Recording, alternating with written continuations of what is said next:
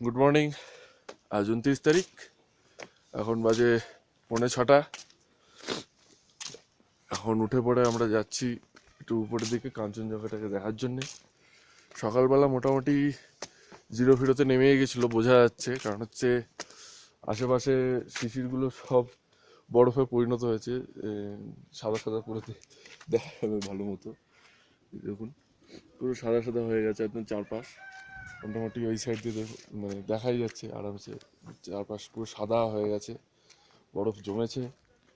মোটামুটি জিরো ফিরোর নিচেই নেমে গেছিলো। আমরা ঘরের মধ্যে অতটা বুঝতে পারিনি, বাট বাইরে উড়ো ঠান্ডা যাকে বলে, সে উড়ো ঠান্ডা ছিল। বরফ আমরা পেলাম অবশেষে সান্দাকফুতে এসে। হ্যাঁ, তুষারপাত ঘটেনি, বাট বরফ হয়েছে, শিশিরগুলোই জমে গেছে।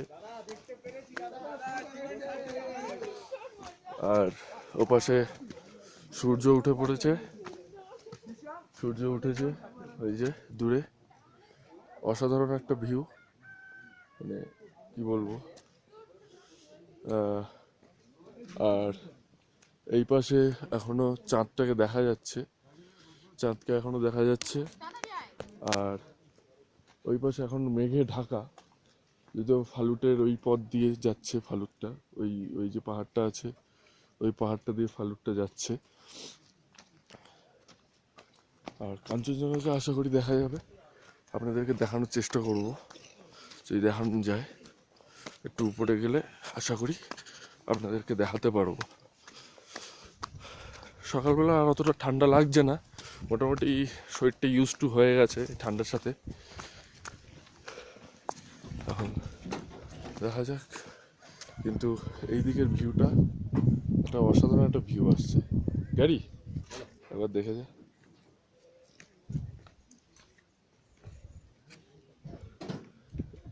ক্যামেরাটা দেখে। সূর্য উঠে গেছে, বাট এখনো কাঞ্চনজঙ্ঘার গায়ে এখনো আলোটা পড়েনি। কাঞ্চনজঙ্ঘার আলোটা পড়লে, আকাশ ক্লাউডি, একটু ক্লাউডি আছে, কিন্তু কাঞ্চনজঙ্ঘার গায়ে আলোটা পড়লে কাঞ্চনজঙ্ঘার সে মোহময় রূপটা আমরা দেখতে পারবো।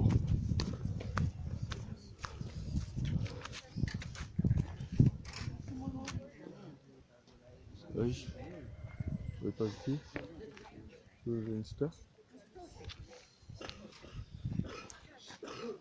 দেখা যাচ্ছে কিনা জানি না, ওইটি হচ্ছে পুরো রেঞ্জটা।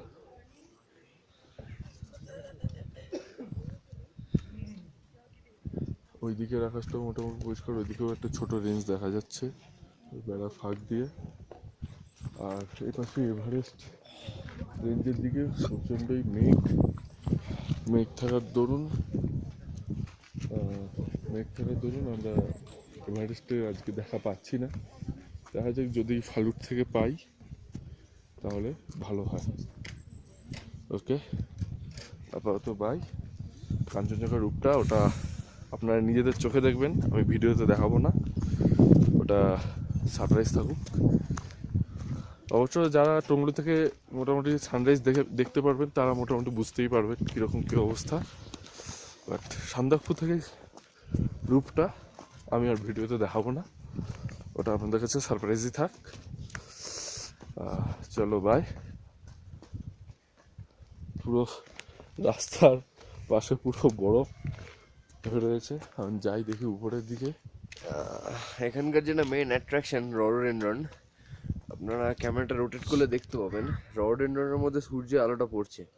লাস্ট বাট নট লিস্ট, রডোডেনড্রনের গাছ, এখন রডোডেনড্রন ফুলটা হবে না। হ্যাঁ রডোডেনড্রনের গাছ, এই তার যে মধ্যে লাল লালগুলো, জাস্ট একটা লাল আভা।